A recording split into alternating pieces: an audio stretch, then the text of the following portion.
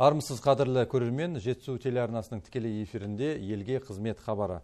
Бүгінгі студиямыздың қонағы Жетісу облысының энергетика және тұрғын үй коммуналдық шаруашылық басқармасының басшысы Бәзіл Ернат Дүйсенбекұлы.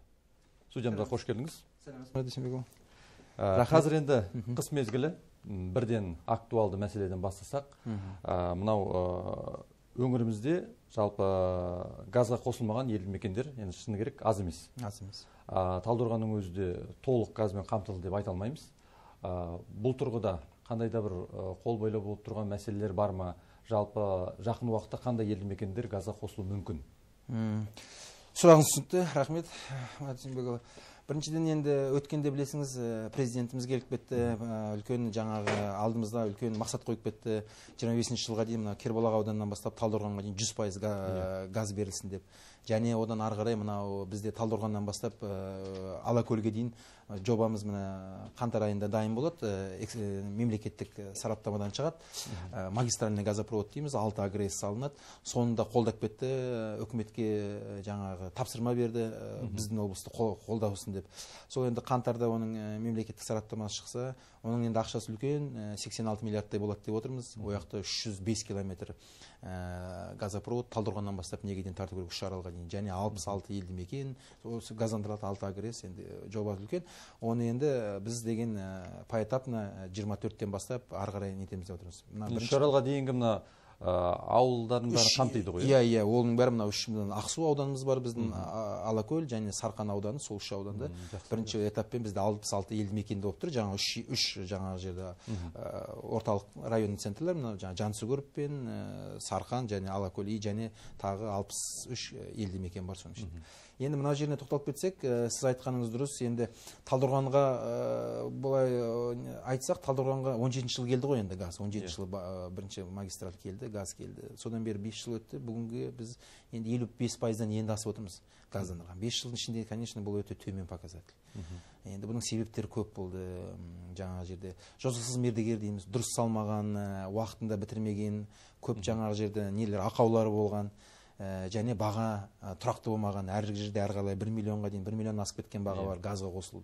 Енді өткенде де президент те айтып кетті, біздің мына облыс әкімі Бейбіт Өксікбаев айтып отыр ғой, өткенде жиналыстарда әділ баға болу керек халыққа, әділ баға. Қолжетімді. Қолжетімді, әділ баға болу керек, справедливая цена дейміз. Сондықтан біз қазір оның бәрін реттеп жатырмыз. Енді мысалы бүгін Талдықорған қаласында түгел жаңағы жерде жаңа неміз ғой, котелымен, счетчигімен, судың фильтрімен, үйіне салумен, проектісімен бәрімен мысалы орташа баға 450-650 мыңнан аспайды деп отырмыз. Сол бағаға келісіп отырмыз, компанияларды 3-4 рет жинадық, сол бағаға келтірдіңдер деп отырмыз. Бұның ішінде енді бағасының жаңа ойнауы байланысты біз айтамыз ғой, 450 деген ең арзаны мысалы одноконтурный котел дейді. Тек қана отопление болады. Ал және кейбір үйлерге отопление да керек, және ыстық су керек болса да, ол уже двухконтурный, жаңа 2 қабатты котелдер болады. Олар кішкене қымбаттау. Котелдің өзі бағасы мысалы 270 двухконтурный, одноконтурныйлар 160 мың. Соған байланысты. Және жаңа фильтрлар, нелер, трубалар, тұрғынның өзі қандай алғысы келеді, иностранный алғысы келе ме, российский ала ма, соған баға. Бірақ ең биік баға мысалы жаңа үйдің шаршы метріне байланысты. Мысалы үйіңіз 130 шаршы метр болса, азырақ болады ақшасы. Үйіңіз 200 шаршы метр болса, көбірек. Соған дегендей. Бірақ бағаны біз қазір Талдықорған қаласында 450 және 650 подключ деп тұрмыз. Ал котелді бәрін санамағанда, құр газдың өзіне үйге кіргізіп жобасын жасау, ол 170 мың теңгеден аспау керек. Соның ішінде отыр ол жаңағы 450 мен 650-дің ішінде отыр жаңағы сондай баға. Енді мына төмен жақтан айтып кетсек, мысалы мына Сарыөзек ауылын, Кербұлақ ауылы мен Қаратал ауданын алсақ, бұлар 19 жылы АГРС алып келіп, газды ауылдың шетіне алып келіп қойған, мысалы елді мекендерге алып келіп қойған. Содан бастап, енді 19 жылдан бастап бүгінгі таңда міне 3 жыл өтті. 3 жыл өтті, не Сарыөзек, не Үштөбеде әлі газдандырылмаған. Хотя ауылдың шетіне газопровод келіп тұр, высокий давление газ келіп тұр. Сол енді біріншіден жаңа жосықсыз мердігер дедік сонда. Енді биыл міне Бейбіт Өксікбаев сондай бізге енді тапсырмалар беріп, жұмыстың қарқынын көбейтіп жатырмыз да. Мысалы осыған дейін бізде ауыл елді мекенмен санансақ 10% газдандырылған. мысалы Жетісу облысы. Бұл өте төмен показатель. Мысалы республика бойынша орташа 55-60%-ға дейін барады ше, біздікі 10%, ең төмен пайыз. Соны енді біз деген жаңа президент айтты, нақты тапсырма берді, 25 жылға дейін біз мынау 4 ауданымызды, Текелі қаласын, Талдықорған қаласын 100% газдандырсақ деп отырмыз 3 жылдың ішінде. Сол кезде біз деген 60%-дан асамыз 3 жылдың ішінде. Сонда енді алдымызда мақсат қойып отырмыз. Енді бұны тікелей айтып кетсек, мысалы қазір бүгінгі таңда бізде 25 елді мекенде жұмыс жүріп жатыр. Биыл басталған. Оның 8 елді мекенін биыл бітіреміз, қалғандарын келесі жылы бітіреміз. Және одан бөлек 28 елді мекенге жобалық сметалық документтер бүгінгі таңда дайын, қаңтар айында мемлекеттік сараптамадан шығарамыз деп отырмыз. Және одан бөлек 43 жобаға біз ақша сұрап, ақша қазір бөлініп, оған проект жасайық деп отырмыз.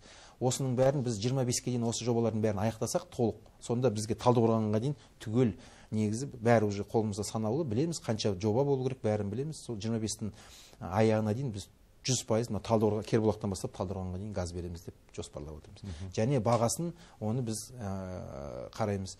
Тағы да мына халыққа бір айтып кететін, біз қазір мына бір ай болды, өзіміздің Жетісу газ сервис деген мекеме ашып жатырмыз. Үлкен мекеме. Бұл мекемені мысалы қаңтардан бастап бұл мекеме деген мысалы былай айтуға болады ғой, мына мысалы сіз қазір базарға барып, мысалы котел алсаңыз 270 мыңнан ала алсыңыз. Біз мына мекеме арқылы осы мекемеге біз мысалы 500-ден 600 котел, енді оптовый дейді ғой, көтерме бағамен аламыз. Сол кезде оның бағасын мысалы тот же поставщик 270 емес, бізге мүмкін 200-ден 220-дан сататын шығар. Біз сол 220-дан сатып аламыз да халыққа жаңағы пайсыз 10 айға дейін, 1 жылға дейін халыққа жаңағы үлестіреміз.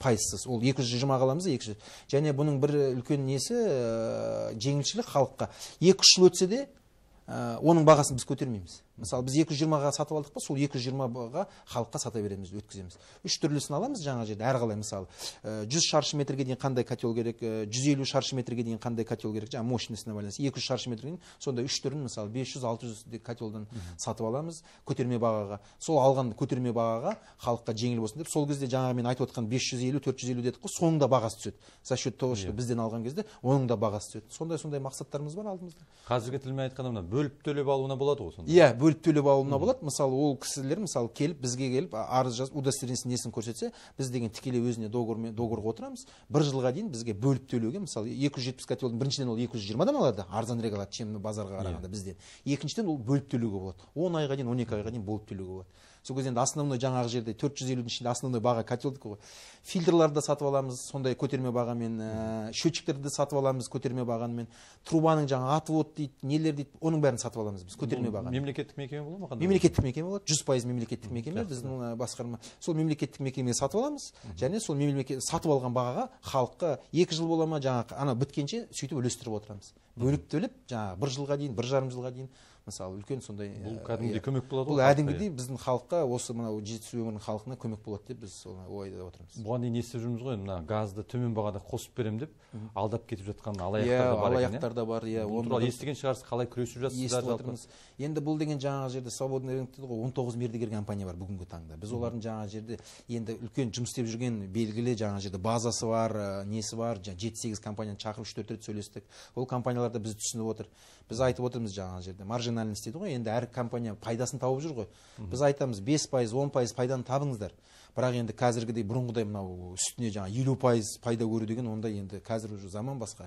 Өткенде әкім де айтты, үйте беретін болсаңыздар дедік, біз енді айтып кеттік жаңа жерде. Мына біздің үлкен өзіміздің жаңа компания бар ғой, үкіметтік компания. Онда біз осы рынокқа үкіметтік компанияны кіргізуге мәжбүр боламыз. Үкіметтік компания төмен бағамен істейді. Сол кезде автоматом сіздердің бағасы түседі. Біз сондай қадамға бармау үшін біз сіздермен қазір алдын ала сөйлесіп жатырмыз. Бағаның түсіріңіздер. Біз білеміз енді пайда керек, любой мекеме пайдаға жұмыс істеп жүр. Бірақ пайданың несі мөлшері болу керек қой, 5%, 10% пайда көріңіздер. Бірақ мынандай 50%, 60% деген, мысалы 10 теңгенің затын 20 теңгеге сату деген болмайды, сұмдық бұл деп сөйлесіп жатырмыз. Көп компаниялар түсінеді. Алдын ала барып жатырмыз. Және халыққа да нетіп жатырмыз, насихат жүргізіп жатырмыз. Мынау компаниялар енді айтып жатырмыз ғой, рынокта 19 компания бар. Бірақ договорға отырар алдында компанияны көріңіздер. Опыты бар ма, қанша жаңағы жерде нысан өткізген, алаяқтар емес па, мысалы офистары бар ма, барып офис өзінікі ма, қандай құжатына көңіл аудару керек оларда? Лицензия болу керек пе, міндетті қандай? Олардың бәрінде лицензия бар. оларда қазір білесіңіз ғой тек қана лицензия, ол компаниялардың енді бізде де не етемейміз, бірақ енді біз жаңа жерде мынау қарапайым айтқанша ұзын құлақ дейді ғой, мына бір-бірінен естуі мүмкін. Енді бірақ көп компаниялар, мысалы 6-7 компанияны біз сөйлестік, мықты, жақсы компаниялар, базалары бар, адамдары бар. Сондай компанияны біз өзіміздің жаңа немізге де іліп қойдық. Мына осындай компаниялармен жұмыс істесеңіздер болады, анау-мынау деп сөйтіп іліп нетіп жатырмыз. Енді бірақ компания көп, конечно. Алаяқтар көп, өткенде де алдап кетті, бір 30 үйді сөйтіп ақшаларын жинап алып кетті. Біздің алдымызда Жетісугаз деген мекеме болған. Содан келіп, оны мысалы бір жолы біз мысалы бұрында жаңа сондай мекемелерге беретіміз, жаңа котел, мателдар. Олар халыққа жетті. Енді қазір ондай мекемелер не етсақ, тікелей халыққа беруге сондай шешім шығарды. Ана тұрғын үйдің адамы өзі келеді де, өзі тікелей договор отырады да, котел бәрін өзіне береміз.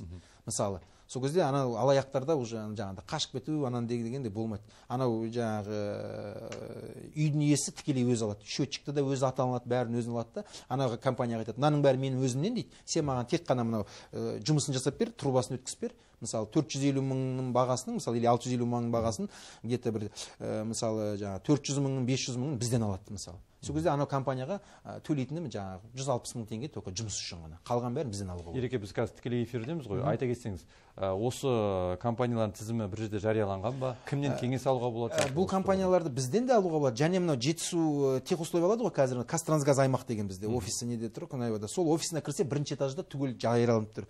19 компанияның бәрінің несі тұр. Бірінші басшылардың аты жөні, телефондары, ұялы телефондар бәрі тұр. Және біздің мекеменің де сайтында да бар, біздің мекеменің Инстаграм парақшасында да бар.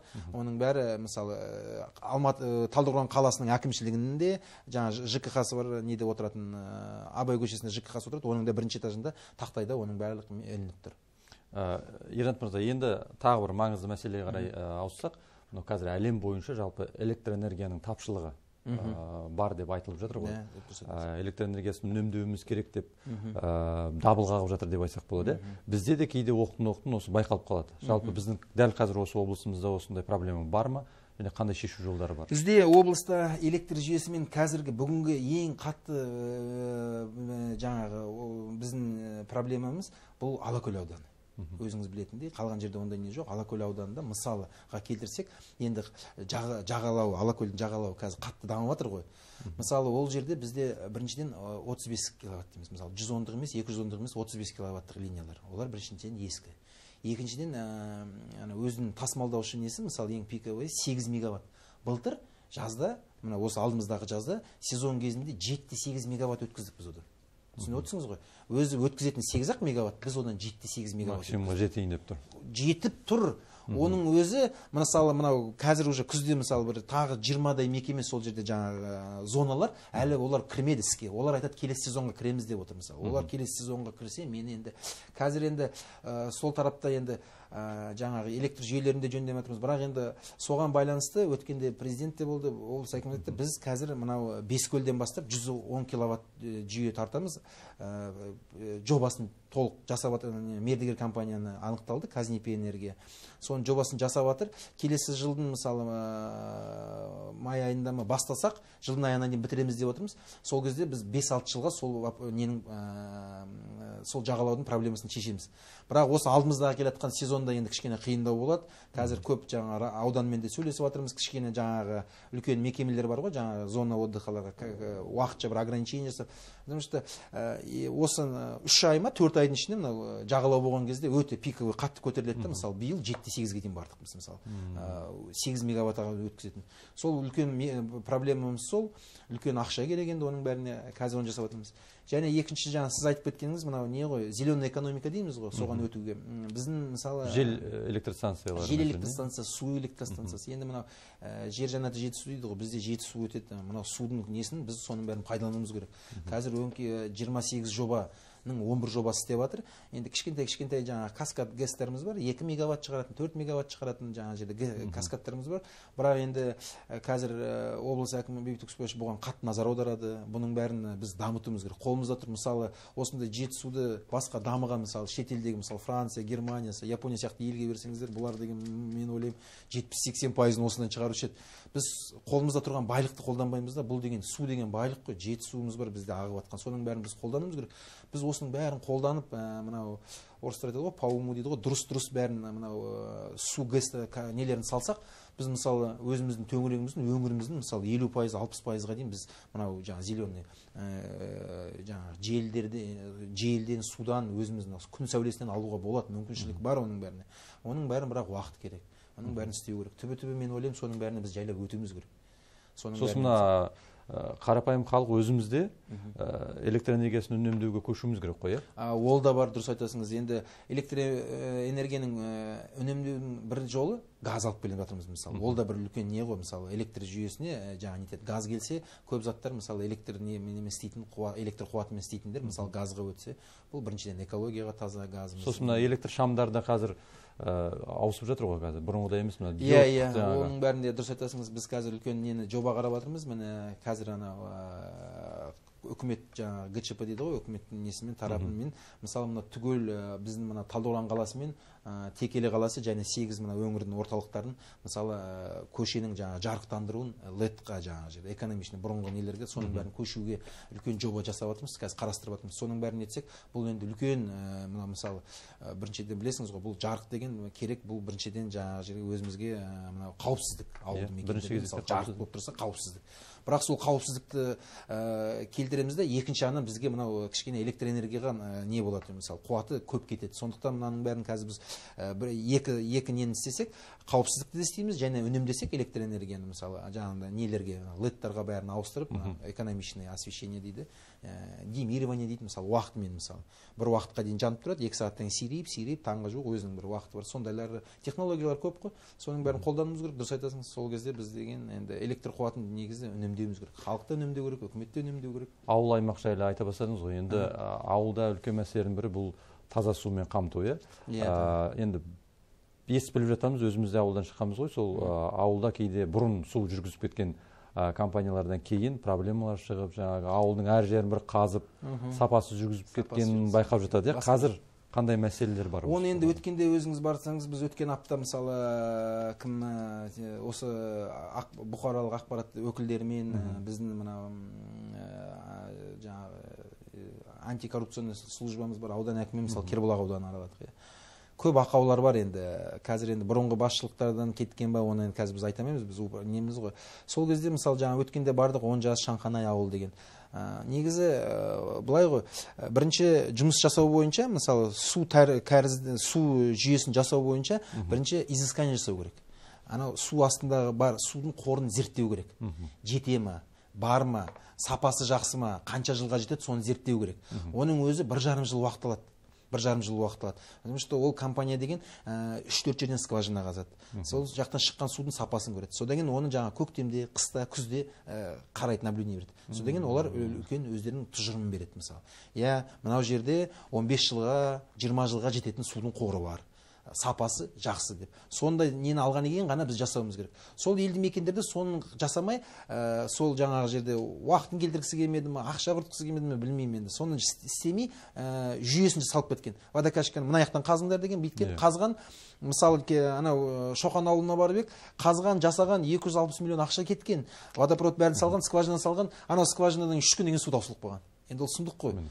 260 миллионға 1 жыл бойы жаңа жобаны жасап салып, скважина салып, двигательді қосады, моторды қосады, 3 күннен бе, енді ары кетсе 1 апта істейді, су бітіліп қалды, уровень түсіп қалды. Ол не білдірді? Енді бұл енді неэффективный дейміз ғой, бұл енді сонша ақшаны салып енді нетіп қалды. Қазір енді біз оны тоқтатып қойып, енді қазір біз өзіміздің тарапымыздан 58 сонда елді мекенге біз өз тарапымыздан жаңа жерде жер астындағы судың қорын зерттеуге конкурс жарияладық осы 2 апта бұрын.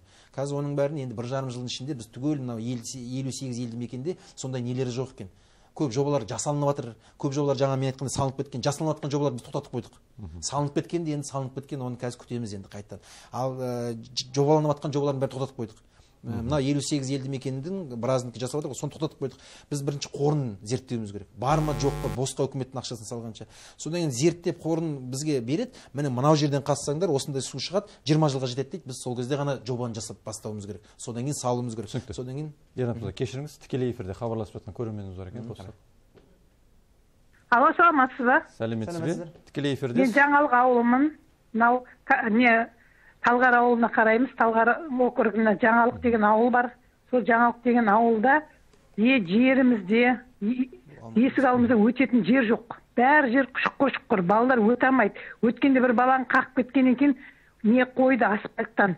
Өтетін, балдар өтетін. Қазір көшемізге кеп көріңіздерші, қандай көшеде жатыр, шұқыр, балдар өте алмайды. Мектепке барар кезде аяқтарына калош киіп, боти киіп барады, айналайына соны жөндесеңдер қайда, соны әкімге неге айтып жатырмыз талғардың. Ешқандай біздің жаңалықтың әкімге даже қарамайды да, айтсақ тыңламай өтіп кетеді. Рахмет сұрағыңыз.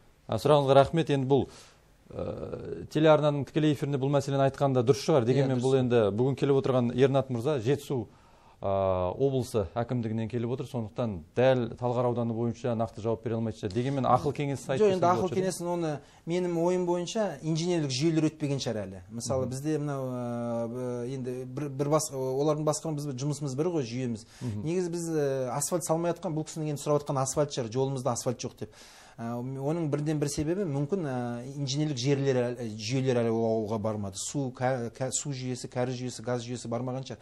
Мысалы сол жүйелер өтпей, мысалы жолшыларға біз рұқсат бермейміз. Асфальт салуға болмайды. Өзіңіз білесіңіз ғой, енді бізде президент те өткенде айтады, әкіміміз де айтып жатыр. Біз бірінші асфальт салып тастаймыз да, келесі жылы барып асфальттың бытшын шығарып қазып, су саламыз, кәріз саламыз, немесе газ саламыз. Енді бұрында солай болды. Қазір енді ондайға жол бермеуге тырысамыз. Енді мен ойлаймын, оның бірде бір себебі қазір енді толық айтамаймын, бірақ енді сол шығар, инженерлік жүйелер әлі сол ауылға жүргізбеген шығар. Сол жерде мысалы инженерлік коридор болу керек. Соның бәрі өткеннен кейін бордюр салып, екі жағына тротуар салып, жол салып, освещение салып, олар содан кейін ғана өтеді. Түгел инженерлік жүйе өтіп кетеді. Инженерлік жүйелер біз негізі жолдың астында немесе жолдың қасында жүреміз ғой, негізі. Жолдың қасында болса болады, болмаса мысалы Алматы қаласында да көп қалаларда қарасаңыз, қаланың ортасында мысалы жүрсеңіз, люктар жатады ғой. Машина өтіп барсаң, таңертең люктар тұрады ғой. Сол кезде инженерлік жүйелер жолдың астында жатыр.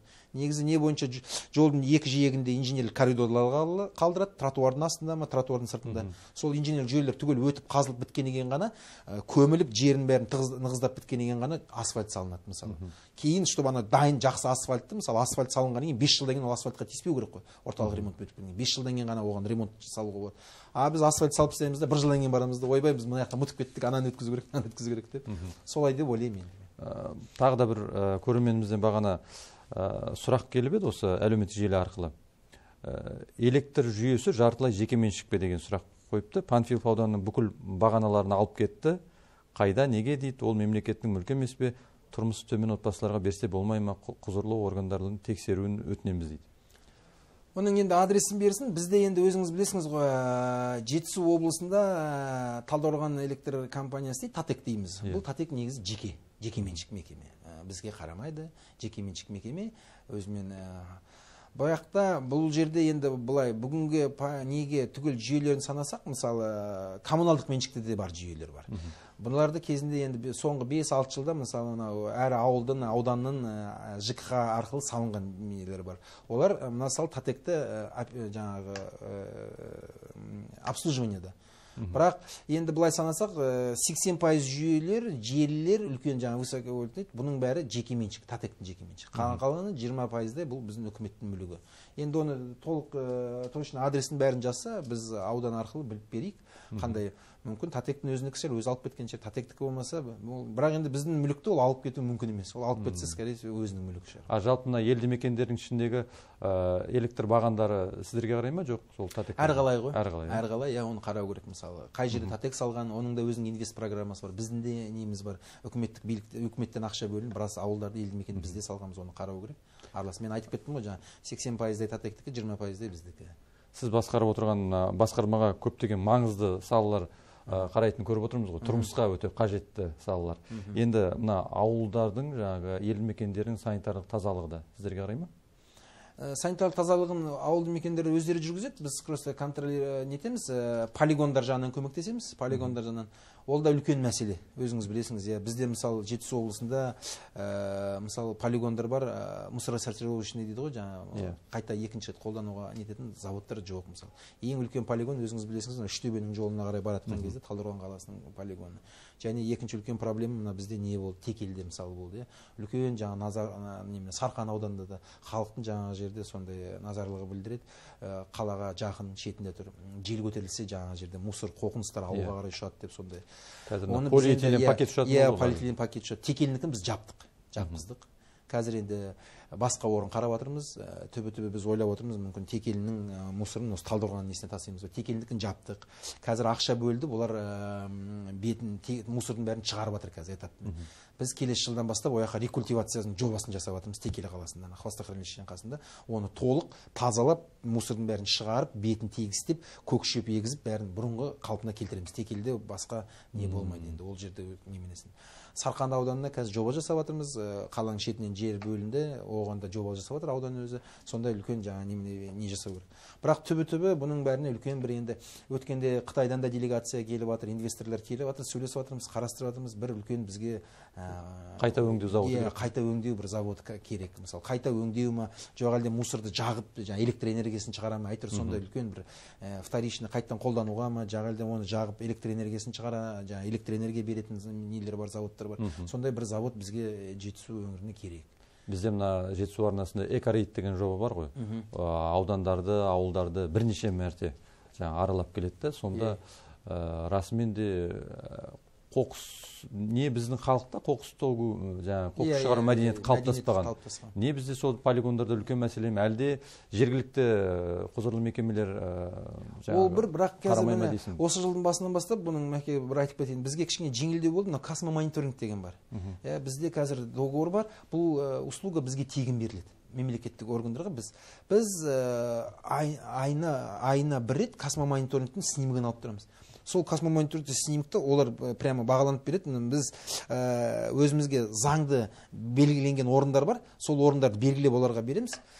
Және сол заңды белгіленген орыннан басқа жерде бір кішкентай немене мусор очаг дейміз ғой, сондай пайда болса, сразу бізге сигнал түседі, снимок түседі. Бұл ол снимкті біз өзіміз тарапынан аламыз да ауданға жібереміз. Аудан дәл сол неде уақытын қоямыз, моменттен келіп тазалайды. Бұрынғы қарағанда қазір космомониторинг деген бізге өте жеңіл болды, өте оңай болды. Жаңағыдай ол космомониторинг не только жаңағы жерде қоқыныстарды, анандай незаконный добыча дейді ғой, карьер елдер өзеннің қасында жер қазып, ПГС шығарады, отсев шығарады. Сондайларды сразу, мысалы, ол бүгін қаспасысы келесі күні космомониторинг уже белгілі болып отырады, мысалы. Сондайларға да бізге мына космомониторинг бізге оның бәрі еще именно қоқыныс шығару тегін, қалған енді не етеді. Қазір өткенде министр келіп кетті ғой, информация меморандумға әкім екеуі қол қойды. Қазір бағасын шығарып жатыр, жаңа төлейтін. Олар бізге толық жаңа бәрін шығарып. Ол жаңа нені де шығарып береді. Ағаш шауып жатыр ма, заңсыз бір жерде үй салып жатыр ма, анандай лесной бізде не бар ғой, анандай природоохранный зоналарда. Сол жерде заңсыз бір үй салып жатыр ма, ағаш шауып жатыр ма, незаконный карьер жасап жатыр ма, қоқыныс төгіп жатыр ма, соның бәрін бізге беріп отырады. Айына бір рет, екі аптада бір рет сөйтіп бізге обновляция етіп информация, біз оның бәрін көріп отырмыз. Бақылау күшті болады. Бақылау өте мықты болады. Оны қазір бұрынғыдай жоқ. Біз таудың басында болса да біз оны через космос көріп отырамыз. Қай жерде точно жаңа координатысына дейін көріп отырамыз. Сумен снимогымен береді. Жаңа жерде снимоктан заңсыз салып жатқан үйдің жаңа фундаментіне дейін көре аламыз біз. Фундамент па, стенасын салып жатыр ма, соны көре аламыз. Өте оңай болды. Ернат мырза, енді тағы бір өте өзекті мәселе, мына халық көпшілігі жаңағы үйдің кезегінде тұрып, бірталай соңғы уақытта кезектен шығып қалдық, немесе артқа кетіп қалдық деп кәдімгідей бір түсініспеушілік болып жатыр. Түсініспеушілік болып жатыр. Бұның енді бірден бір себебін мен айтайын, енді айтсақ қайттан жамандады дейді ғой, енді біз айта алмаймыз ғой. Мысалы 11 жылдан бастап e-қызмет деген единый база болған, біздің республиканша 11 жылдан бастап 5 категория бойынша очередьқа e-қызмет жаңа электронный базалар болған. Сол электронный базаға тіркелген. Бірақ бізде мынау именно Алматы облысы соны қолданбаған. И және 5 категорияға емес, почему-то 19 категориямен қолданған. 19 категорияға қойған, и бәрін жаңағында Excel-ға ручном режиме дейді ғой. Бұл 19 жылға дейін солай болған. Мына 19 жылдың аяғында тоқтатылып, 20 жылдан бастап біз деген мынау кезек.kz-ға кіріп, және мына 19 топта тұрған очередьтердің бәрін, біз оның бәрін қысып, жаңағы жерде енді 5 болған, кейін мынау 20 жылда өзіңіз білесіңіздер, көп балалы аналарды бөлек шығарып 6 топ қылып жасады. Негізі бүгінгі мысалы 6 топ Ұлы Отан соғыс ардагерлері, жаңағы жетім балалар, көп аналар, жаңа әлеуметтік осал топтың халқы, госслужащийларымыз, жаңа бюджетный госслужащийлар дейміз, және мынау граждане, которые мына үйлерін аварийный деп жаңа признавать еткен үйлерге, міне осы 6 топқа қазір біз очередьқа негіз қоямыз. Сол кезде мысалы енді өзіңіз ойлап көріңіз, 19 неде тұрған очередьтерді, мысалы әлеуметтік осал топқа, мысалы қараңыз, 8 мысалы мына инвалидтер дейді, неполная семья дейді, семья имеющая дейді, соның бәрін мысалы қосып осал топқа деп бір топқа кіргізді мысалы. Олар мысалы өз тобында жетім бала деп, мысалы ол деген 50 адам тұрды да, ол 10-шы болып тұрса, ол 50 адам аналармен қосылып неткен кезде, сол кезде көбісінің несі төмен түсіп кетті. Бірақ оның бәрібір адал деп айтамын мен, күнген датасы. Мысалы анау бір адам 18 жылы очередьқа тұрды да, өз очередінде 5-ші тұрса, ал мысалы басқа топта тұрған ол 17-ші жыл тұрса, бірақ ол өзінің очередінде 20-ші тұрса, ол автоматически 5-ші тұрған адамды итеріп жібереді, потому что ол одан ертерек датаға қарап неттік та, кішкене енді адал болсын деп, адал немене справедливый болсын деп, датасына, регистрациясына қарап нетті. Ол қай топта тұрса да датасына қарап сөйтіп нетілді. Сол кезде очередь көп етті, соған көп адамдардың очередьтері артқа жылжып кетті. Ал кейбір категория алынып тасталды ма? Ешқандай категория алынған жоқ. Түгел 19 категория тұрғандары бәрін біз мына 6 категорияға сыйыстырдық. Бірақ бұның бір несі, жаңа бәрін кезекке кіргізген кезде, электронный базаға, енді бұрында бәрі ручной жүргізді. Сол кезде енді адам деген пенде ғой, көп нелер жаңағы жерде заңсыз біреулерді тезірек мынау қазір электронныйға кіріп жатсыңдар, ертең қалып қаласыңдар, сондай болды ма, енді мен біле алмаймын, 19 жыл болды ғой. Соның себебінен жаңағы жерде көп топ нелер уақытша бермеді, нетпеді, енді человеческий фактор дейді, көп адамдар қалып қалды мысалы. Ол кезде мысалы әр ауданның өзінің отдел ЖКХ-сы жүргізеді екен сол кезде. Компьютерінде Excel-де жүргізеді екен мысалы очередьте. Енді ол дегенде бір өзіңіз түсінесіңіз ғой, енді ол қалай болмайды ғой. Единый централизованный базада болу керек. Адам мысалы қазір мысалы мына 20-шы жылдан бастап сіз иініңізді вводить етсеңіз, бассаңыз, очередіңіз тарс етіп шығады. Ол очередіңізді сіз күнде көре аласыңыз. Қанша күнге жылжыдыңыз. Ал ана Excel файлды күнде өзгертуге болады. Excel файлды өзіңіз көрдіңіз, оны адам ана отырған қыз жаңағы жерде забивать етіп отыр. Ол енді қалай неғып өйтіп жүргізген енді мен біле алмаймын мысалы. 19 енді мына қазір 20-шы жылдан бастап кезек.кз, оғанға дейін e-қызмет дегенде тоже электронный болған. Түгел республика бойынша солай болған. Бізде енді Алматы облысында қолбабасша жүргізген. И және почему-то 5 категория емес, 19 категориямен жүргізген, бөліп жаңағы. Енді электрондық базада болса, барлығы әділ болады, ашық болады. Иә, электрондық базада болса, жаңағы артқа кетіп қалғандар енді олар түсіну керек. Ал неге кірмей қалғандар, бұл енді жаңағы жерде көп болып кетті ғой. Орысша айтады, злоупотребление дейді. Біз қалып қалдық деп елдер кіре бергеннен кейін бұлар басында кезек.кіргізіп жатты, артынан кейін басқа неткеннен кейін бұлар тоқтатып тастады ол кіргізуді. Енді болмайды ғой, ол қашанға дейін ол біле алмайды ғой. Содан кейін соның себебінен көп адамдар қазір сот шешімімен. Бірақ енді қолында қағазы болса, кезіндегі алған квитогы болса, соттың шешімімен упрощенный медиативный соглашение бірінші этаппен соттың шешімін алып келіп берсе, мынау бізге берсе, біз Астанаға жібереміз, комитет по делам строительствоға.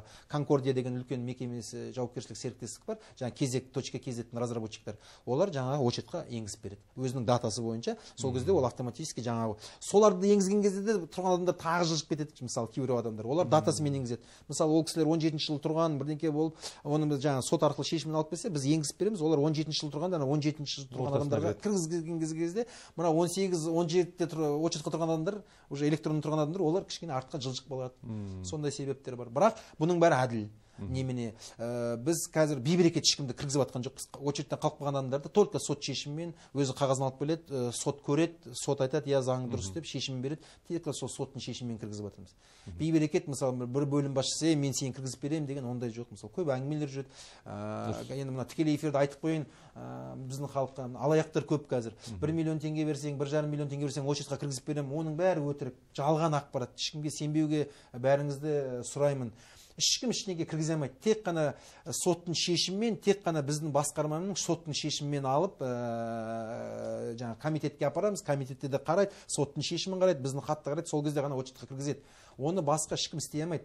Ақшаға бер, мен саған істеп берем деген ол алаяқтар. Оған сенімге болмайды. Ернат мырза, енді осы бір мәселе. Осылай кезегі жетіп, мынау банк арқылы үй алып отыр мемлекеттік бағдарламамен. Жақында ғана осы 6-шы шағын ауданында қайта-қайта журналистер шақырып, құзырлы органдар шақырып, олар осы мәселені көтеріп жатыр. Мысалы, үйді жаңадан берді, бірақ жылуын бәленбай күн қоса алмады, жаңа электр жүйесін кабельдерін дұрыс жүргізбеген, проблемадан проблема, тіпті үйінде жаңағы сырты жарылып нетті. Енді бұл кім қадағалауында болу керек? Бұны енді жаңағы біздің мекемелер бар ғой, құрылыс басқармасы ма, жоқ Талдықорған қаласының жаңағы құрылыс отделі ма, мына үйді салған, олар қадағалау керек. Қабылдаған кезде бұның бәрін тексеру керек. Әр мердігер компанияда 2 жылға дейін өзінің жаңа гарантиясы бар. Оның бәрін мысалы үйге жаңа кілтін алып кеткен кезде акт прием передачи болады. Сол жерде бәрін жазу керек, мысалы үйдің иесі, алып жатқан үйдің иесі, бәрін жазу керек. Қағазға бәрін жазу керек. Терезесі шағылып кеткен, анаусы трещинасы бар, анаусы бар, соның бәрін жазу керек. Сол кезде ана қасындағы жаңа тапсырып жатқан адам жаңа сол жерге жазу керек, қай уақытта қанша неде, соның бәрін жаңа нетіп береді. Иә, ондайлар көп болды. Асығыс болды. Бұрынғыда жаңа жозықсыз мердігерлер бар, уақытында тапсырмай кеткен, кетіп қалған, басқа біреулер келіп бітіреді. Бірақ енді оның бәріне халық страдать етпеу керек. Халыққа ол сонша жыл очередінде тұрып, әйтеуір деп жеткен жалғыз үйі ғой, пәтері ғой. Оны енді мен халыққа айтарым, ол жерде халық өзінің заңды тұлға ретінде өзінің несін білу керек. Ол түгел жаңа жерде акт прием передача болады, акт прием передачаға бәріне түгел толық жазу керек. Су жоқ, светі жоқ, несін бәрін түгел жазу керек. Уақытын қойылу керек, мысалы 1 ай ма, 2 апта ма, соның ішінде оның бәрі жаңа жойылу керек, ол ақаулардың бәрі. Ол жерде. Ернат мырза, бүгін уақытыңызды бөліп студиямызға келгеніңізге көп рахмет. Көп мәселе бойынша өзекті сұрақтардың жауабын алдық. Жалпы өзіңіз айтып отырған біраз мақсат жоспарларыңызды айтып жатсыз. Енді барлығы орын-орнымен уақытында жүзеге ассын деген тілек. Ең бастысы өзіміздің халқымыз, тұрғындарымыз таза су ішіп, жылы, жайлы, жарық үйде отырсын. Басқа халыққа не керек? Үй жылы болса, суы болса, таза, басқа не керек? Рахмет, еңбектеріңіз жемісті болсын. Рахмет сіздерге. Осымен біздің хабарымыз тәмам. Амандық, саулықта жүздескенше.